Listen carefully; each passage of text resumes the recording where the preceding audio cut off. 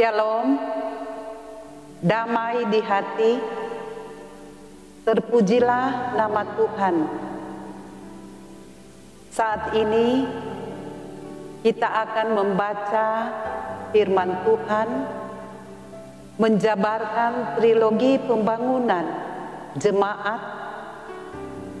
Namun sebelumnya mari berdoa.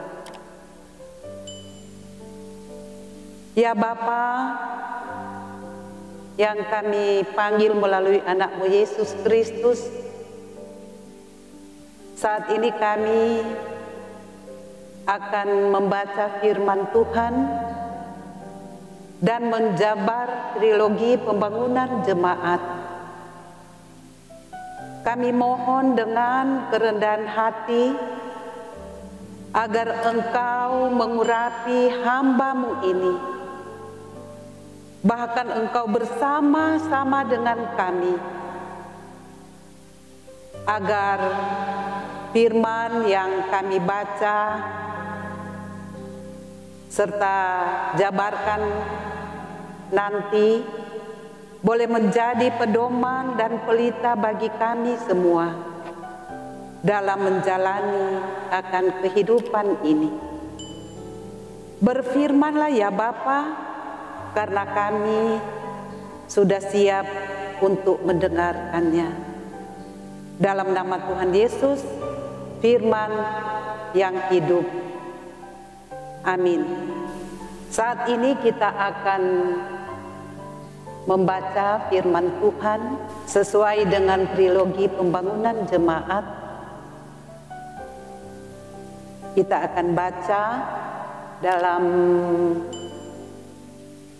Perjanjian Lama, Keluaran 31 ayatnya yang pertama hingga ayatnya yang ke-11, yang berperikop Besalel dan Aholiab ditunjuk.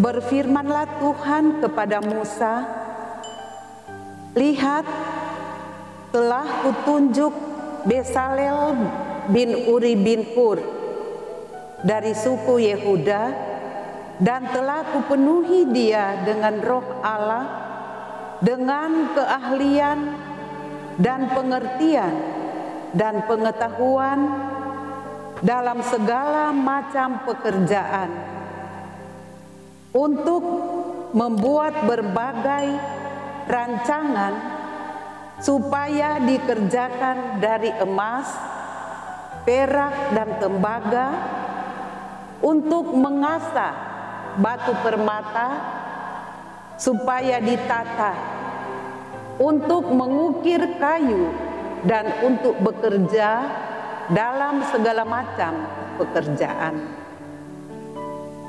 Juga aku telah menetapkan di sampingnya Aholiab bin Ahisamak dari suku Dan. Dalam hati setiap orang ahli telah kuberikan keahlian. Haruslah mereka membuat segala apa yang telah kuperintahkan kepadamu: kemah pertemuan, tabut hukum, tutup pendamaian yang terletak di atasnya, dan segala perabotan kemah itu, yakni meja dengan perkakasnya, kandil dari emas murni dengan segala perkakasnya, mezbah pembakaran ukupan, mezbah korban bakaran dengan segala perkakasnya, bejana pembasuhan dengan alasnya, pakaian jabatan, baik pakaian kudus kepunyaan Imam Harun maupun pakaian anak-anaknya untuk memegang jabatan imam, minyak urapan dan ukupan dari wangi-wangian untuk tempat kudus, tepat seperti yang telah kuperintahkan kepadamu, haruslah mereka membuat semuanya. Demikianlah firman Tuhan yang sudah kita bacakan. Saat ini kita akan menjabarkan trilogi pembangunan jemaat sejak tanggal 26 Juni sampai 2 Juli 2022 dengan tema bulanan misi dan pendidikan yang membebaskan. Tema mingguan ilmu pengetahuan dan teknologi pemberian Tuhan. Alasan pemilihan tema: pendidikan diharapkan membebaskan setiap manusia dari belenggu keterbelakangan dan keterbatasan sumber daya manusia, dana, akses dan sebagainya, sehingga para ahli mengatakan bahwa pendidikan itu berlangsung seumur hidup atau long life education. Dengan latar pikiran ini dipahami bahwa ilmu pengetahuan dan teknologi sebagai bagian dari pendidikan akan menjadi faktor yang membebaskan setiap orang menghadapi berbagai keterbelakangan dan keterbatasan. Era industri 4.0 bahkan memasuki 5.0 menjadi sukacita tapi juga tanda awas. Sebab Tuhan telah mengaruniakan Roh Allah, keahlian dan pengetahuan untuk mengembangkan berbagai hal yang membuat kehidupan manusia semakin maju, hidup mudah dan nyaman, tapi juga membawa ancaman dan bahaya. Dunia yang semakin tidak bertepi, yang semakin menibiskan antara publik dan privat, membutuhkan manusia-manusia berkarakter, yang berbudi luhur, memiliki nilai kesetiaan, ketaatan, dan melakukannya dengan sukacita. Untuk itu, penting adanya kesadaran dan pengakuan bahwa ilmu pengetahuan dan teknologi pemberian Tuhan. Pembahasan tematis. Pembahasan teks Alkitab. Untuk memelihara perjanjian Tuhan dengan bangsa Israel, maka diperlukan kehadiran Tuhan di tempat kudusnya, di tengah-tengah umat Israel, sehingga umat Israel diperintahkan membuat kemah suci. Keluaran pasal 25 hingga ke-30, Allah telah menetapkan serangkaian peraturan dan semua perabotannya dalam kemah suci. Ayat 1 sampai ayatnya yang ke-6, kutunjuk Bezalel bin Uri bin Hur, telah kupenuhi dia dengan roh Allah dengan keahlian dan pengertian dan pengetahuan dalam segala macam pekerjaan, membuat berbagai rancangan untuk bekerja dalam segala macam pekerjaan. Di sampingnya, Aholiab bin Ahisamak, dalam hati setiap orang ahli telah kuberikan keahlian. Haruslah mereka membuat segala apa yang telah kuperintahkan kepadamu. Besalel, anak Uri dari suku Yehuda, dan pendampingnya Aholiab mengerjakan semua itu. Besalel, yang arti namanya adalah dalam lindungan Allah, memiliki keahlian merancang peralatan yang terbuat dari emas, perak, dan tembaga, menata batu permata, dan mengukir kayu. Perancangan disebut arsitek. Sedangkan Aholiab, yang arti namanya kemahku, adalah Allah, ahli dalam menenun kain ungu dan kain yang berwarna-warni. Keluaran 38 ayat 23. Keahlian mereka adalah pemberian Tuhan. Telah kupenuhi dia dengan roh Allah, dengan keahlian dan pengertian dan pengetahuan dalam segala macam pekerjaan, sehingga keduanya mampu membuat kemah suci dan perabotnya tepat seperti kehendak Allah. Keluaran 31 ayatnya yang ke-11.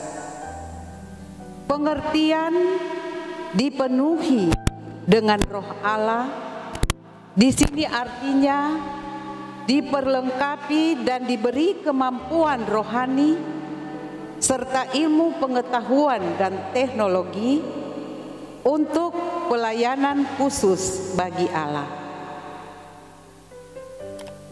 Takut akan Tuhan adalah permulaan pengetahuan, tetapi orang bodoh menghina hikmat dan didikan. Amsal 1 ayat 7. Hikmat dan ilmu pengetahuan dan teknologi atau keterampilan berasal dari Tuhan. Keterampilan dalam berbagai seni dan pekerjaan adalah karunia Allah. Dari dialah berasal baik kemampuan maupun pengembangan dari kemampuan itu. Siapa menaruh hikmat dalam awan-awan, atau siapa memberikan pengertian kepada gumpalan mendung? Ayub 38 ayat 36. Apakah pembajak terus-menerus membajak untuk menanam benih? Apakah terus mencangkul dan menyisir tanahnya?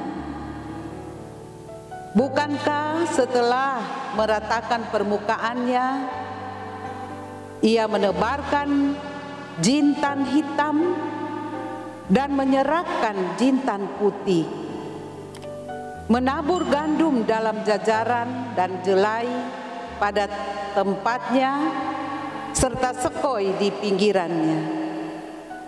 Sebab ia telah diajari dengan baik, Tuhan yang mengajari dia.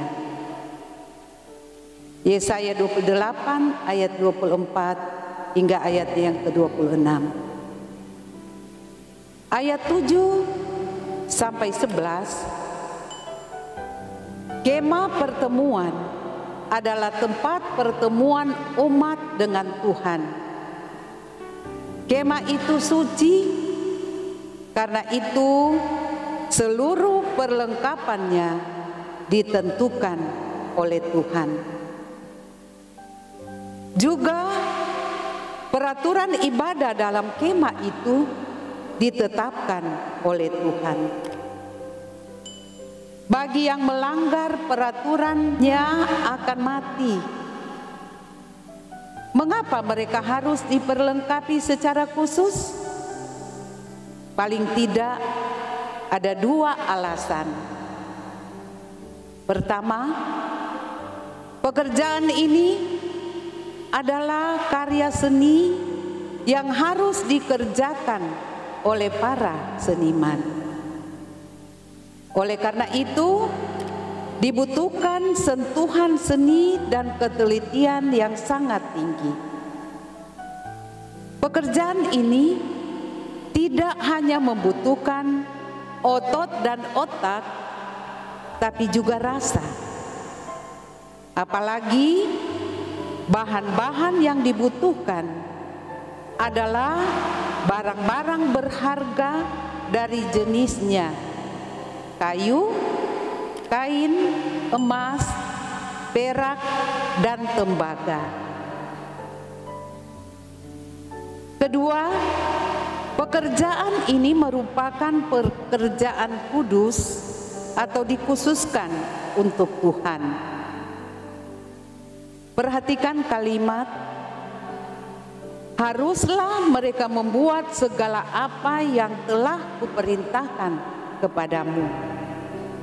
Ayat 6. Dan tepat seperti yang telah kuperintahkan kepadamu, haruslah mereka buat semuanya. Ayat 11. Mereka harus memaksimalkan seluruh potensi keahlian untuk menghasilkan karya seni yang menyenangkan Allah.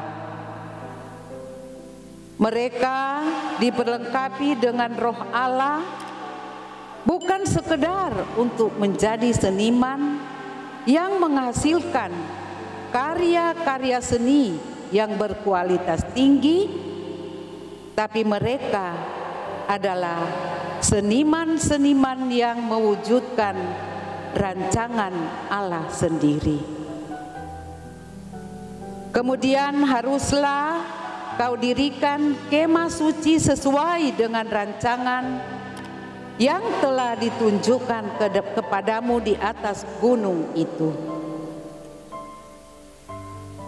Dengan demikian, tanggung jawab perbuatan kemah suci dikerjakan dengan kesadaran bahwa Roh Allah memampukan mereka memaksimalkan keahlian, pengertian, dan pengetahuan untuk mewujudkan kemah suci dan perabotnya supaya sesuai dengan rancangan Allah sendiri. Makna dan implikasi firman. 1. Gereja memiliki tanggung jawab membebaskan umat dari berbagai keterbelakangan dan keterbatasan melalui peningkatan jenjang dan kualitas pendidikan. Dan di sisi yang sama, tetap menyadarkan jemaat bahwa apa yang dimiliki, jenjang, kualitas, iptek atau ilmu pengetahuan dan teknologi, dan daya cipta, serta keterampilan menggunakan dan memanfaatkan teknologi adalah pemberian Tuhan. 2. Gereja diperhadapkan dengan kenyataan yang kompleks berkaitan dengan 3 hal kondisi umat yang beragam. 1. Kurang pendidikan. 2. Sarana dan prasarana belum maksimal. 3. Kemampuan ekonomi. Kompleksitas ini menjadi ruang bagi gereja untuk menyatakan kerja selamat, membebaskan umat dalam keterbatasan daya, dana, akses, dan lainnya. Di saat yang sama, profesionalitas umat perlu diberi tempat dan dihargai. Ketiga, kita berada di era industri yang bercirikan alat-alat industri mengalami otomatisasi besar-besaran. Otomatisasi yang terkoneksi dengan internet berarti pekerjaan-pekerjaan manusia dapat digantikan dengan mesin-mesin. Mulai dari pekerjaan yang sederhana, mengepel toilet, sampai dengan pekerjaan yang rumit, menerjemahkan satu bahasa ke bahasa yang lain, mendiagnosa penyakit, tindakan operasi, pekerjaan di bidang perbankan, mungkin juga khotbah bisa digantikan mesin. Kenyataan ini menunjukkan bahwa di dunia kerja, manusia bukan hanya bersaing dengan sesama manusia. Kompetitor, orang-orang terdidik, bukan hanya profesional lain, tapi juga mesin-mesin cerdas atau artificial intelligence. Apa yang harus dimiliki untuk bersaing dengan profesional lain dan mesin-mesin cerdas itu? Kalau hanya mengandalkan pendidikan dan pengetahuan yang dipelajari selama di sekolah, tidak akan cukup. Ini akan tampak seperti mesin-mesin generasi pertama yang ketinggalan zaman. Dan apa yang kita miliki untuk bersaing dengan sesama profesional dan mesin-mesin cerdas. Keempat, bacaan kita telah kupenuhi dia dengan Roh Allah, dengan keahlian dan pengertian dalam segala macam pekerjaan. Ayat 3. Haruslah mereka membuat segala apa yang telah kuperintahkan kepadamu. Ayatnya yang ke-6.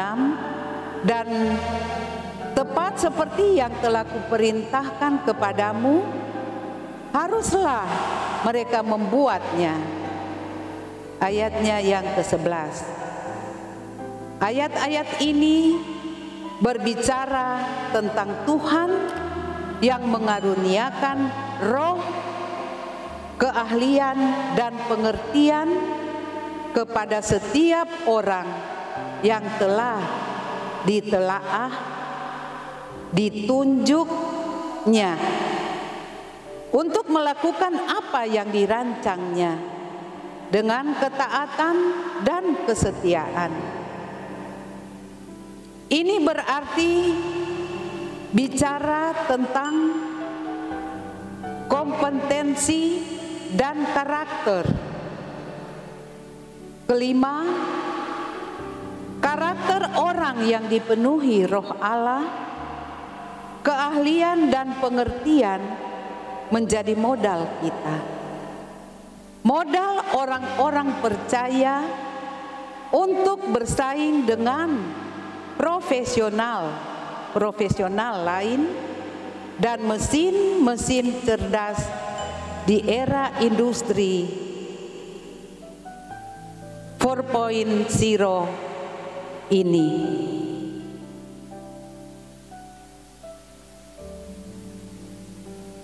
Demikianlah pembacaan firman Tuhan dan penjabaran trilogi pembangunan jemaat. Kiranya Tuhan Yesus memberkati kita semua. Damai di hati. Mari berdoa. Puji dan syukur kami naikkan kehadirat-Mu yang kudus ya Bapa di sorga, karena saat ini kami boleh lagi membaca firman Tuhan, menjabarkan teologi pembangunan jemaat, dan kiranya apa yang telah kami baca itu boleh menjadi kekuatan bagi kami untuk menjalani akan kehidupan ini. Terima kasih Bapa di sorga. Inilah doa kami, di dalam nama Tuhan Yesus kami berdoa. Haleluya. Amin.